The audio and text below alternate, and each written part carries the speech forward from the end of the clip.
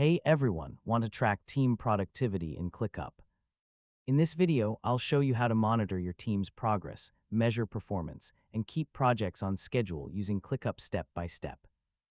First, open your web browser and go to the ClickUp website. Sign in to your account and open your workspace.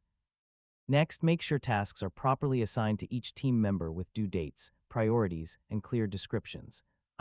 Accurate task information makes productivity tracking much more reliable. Now update task statuses consistently so everyone can see which tasks are waiting, in progress, under review, or completed. Next, use **list **board calendar or timeline views to monitor project progress and identify potential delays.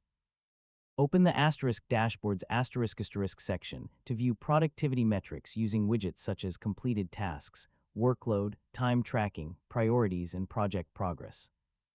Use workload view to see how tasks are distributed across your team and identify members who may be overloaded or underutilized. Next, review time tracking data if your team records work hours, helping you understand where time is being spent.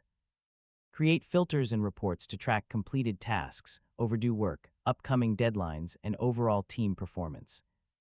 Regularly review dashboards with your team, discuss progress, remove blockers, and adjust workloads when needed.